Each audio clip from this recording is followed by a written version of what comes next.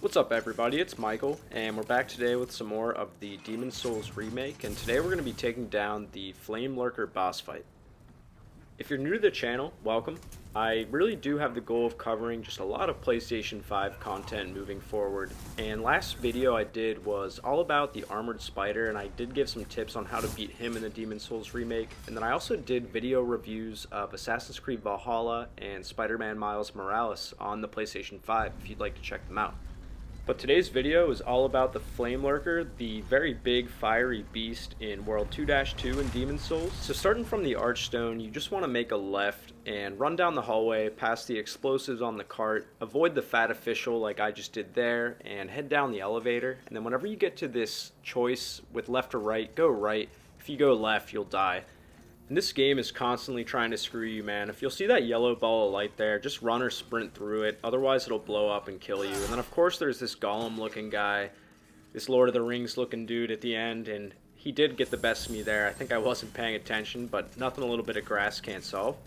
So keep following this hall down, and you'll get to this really beautiful-looking volcano, this molten lava landscape. This really impressed me the first time I saw it.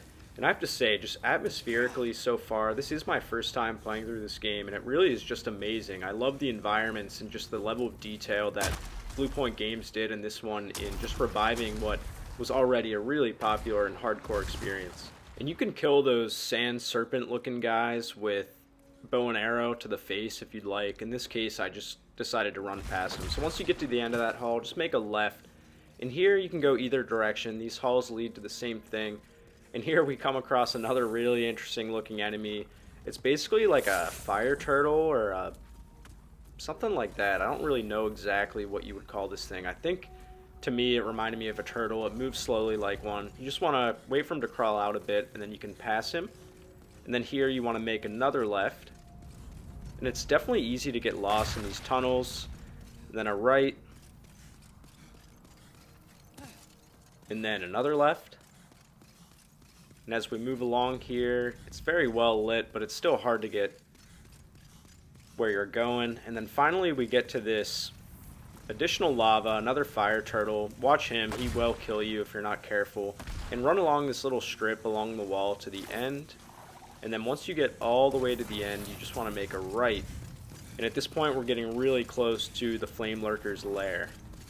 And this fight is really brutal. It did take me a long time to get the best of this guy. This being the first time I've played through this game. You want to make sure you have a lot of grass, a pretty reliable shield on you, and then I'm using the Crescent Falchion for this fight, which is definitely doable if you use this weapon.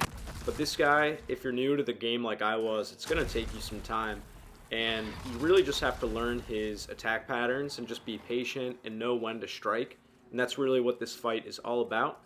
So here we go, we cross through this dinosaur bone looking graveyard. Just really cool scene here with huge wall of fog. You definitely know that the boss is behind this, just massive wall of fog, and there he is in all his glory, the Flamelurker.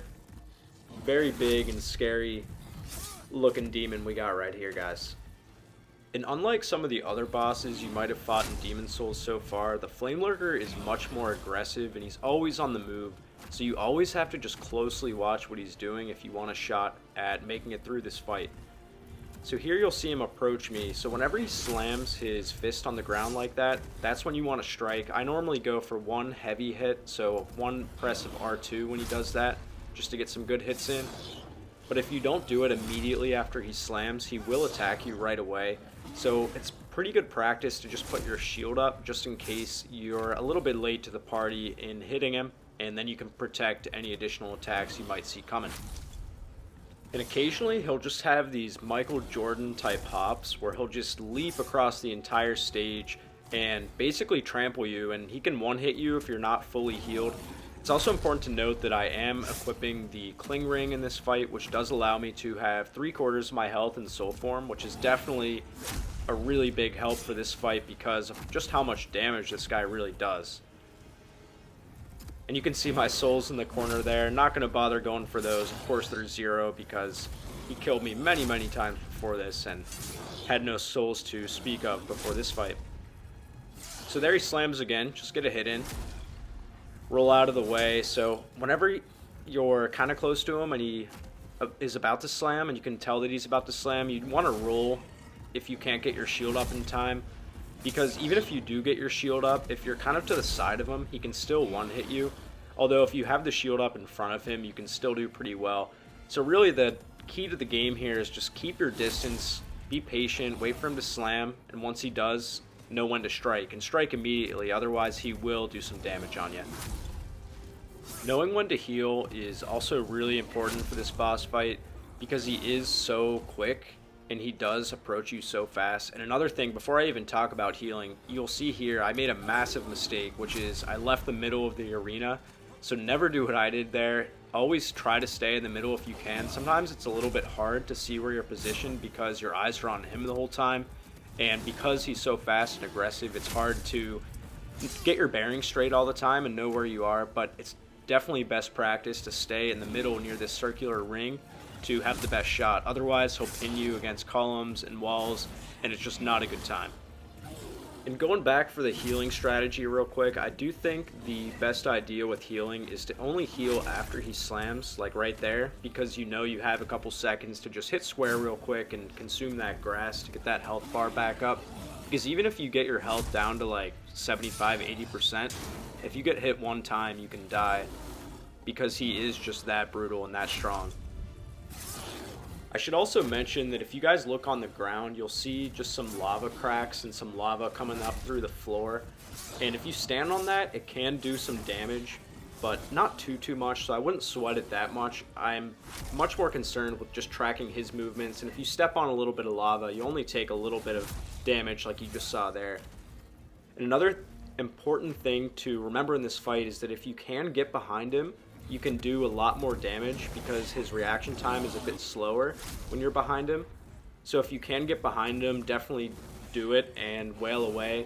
But in general, you do want to be on the defensive in this fight rather than the offensive because he's so aggressive, and you want to stay in front of him and kind of just back up like you've been seeing me doing this whole time here.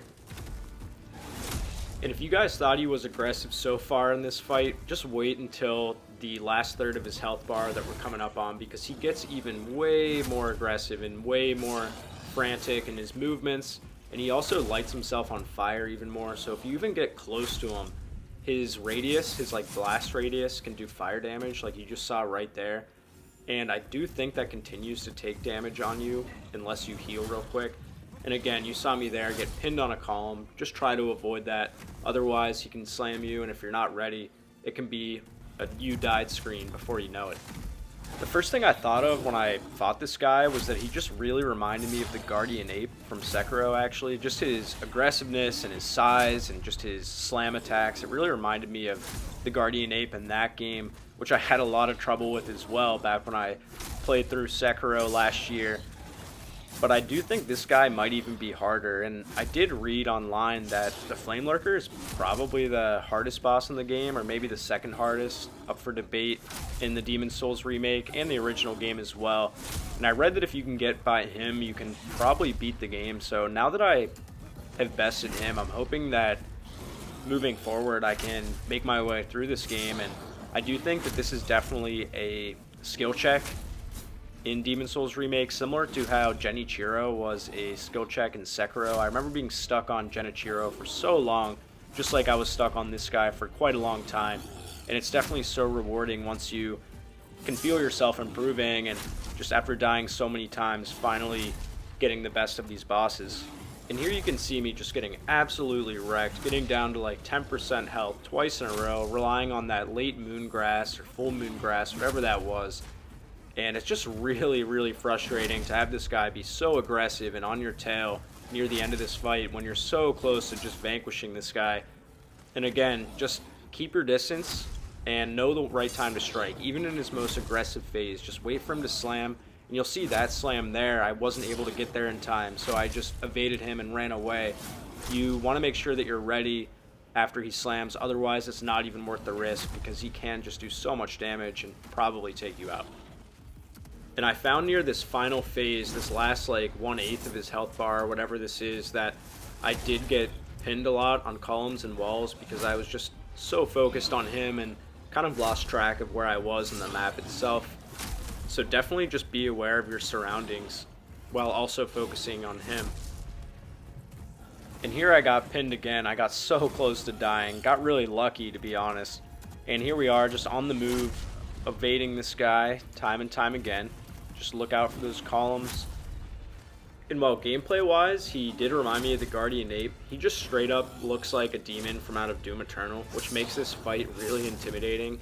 And I'm not gonna lie, every time I walked into that fog, I kind of just thought to myself, like, oh crap, here we go again. Like, this guy is intimidating. He's so scary.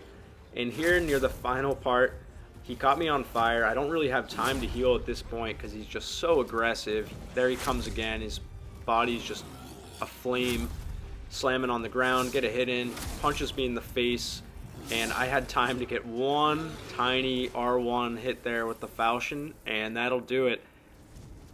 So that is the Flamelurker boss fight, guys. Hopefully some of my tips helped you. I know that wasn't the cleanest run by any means, but I was happy to just walk away alive after this really challenging skill check of a boss fight in the early to mid stages of the Demon's Souls remake. If this helped you in any way with the fight, or if you just enjoyed the video, please leave a thumbs up and subscribe to the channel. I'd really appreciate it. I also want to mention that I do run a weekly video game podcast called The Sunset Single Player that goes live each and every Tuesday, and one of the most recent episodes goes over my in-depth impressions on my first impressions with the Demon's Souls remake, if you guys would like to check it out. But until next time, guys, take care, and thanks for stopping by.